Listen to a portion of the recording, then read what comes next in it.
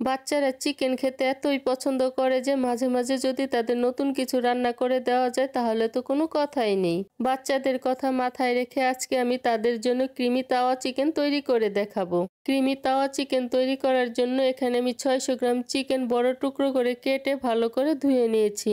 এবার এর সাথে দিয়ে দিচ্ছি স্বাদ মতো লবণ, 1 চা চামচ আদা বাটা আর 1 চা চামচ রসুন বাটা দিয়ে ভালো করে মেখে নিচ্ছি।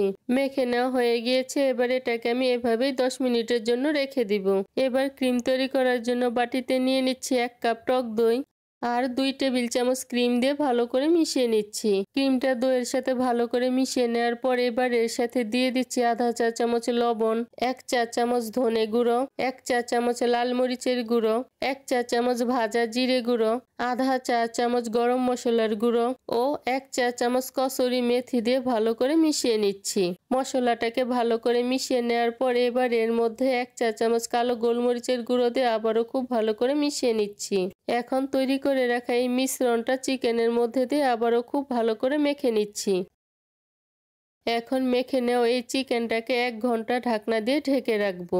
1 ঘন্টা রেখে দেওয়ার পর চিকেনটাকে আমি আবারও খুব ভালো করে মেখে নিব।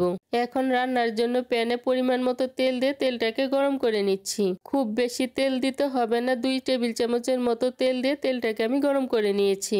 এখন ম্যারিনেট করা চিকেনটা এর মধ্যে দিয়ে দিচ্ছি। এখানে শুধু মশলা থেকে চিকেনটাকেই তুলে দিতে হবে, মশলাটাকে আমি পরে রান্না করব।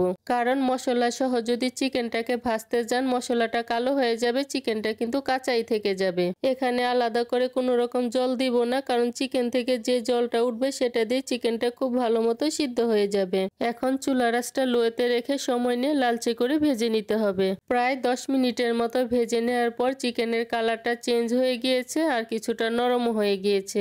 এখন বাকি মশলাটা এই চিকেনের উপর দিয়ে দিচ্ছি। তারপর ঢাকনা দিয়ে এটাকে আমি 10 মিনিটের মতো রান্না করে নিব।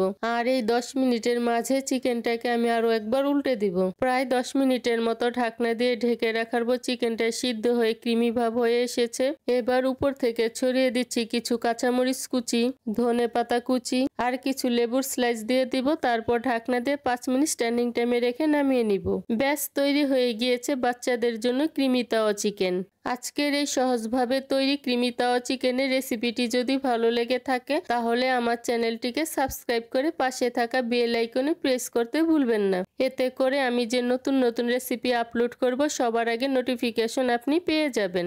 আজকের মতো এখানেই বিদায় নিচ্ছি। দেখা হচ্ছে পরবর্তী নতুন কোনো রেসিপিতে।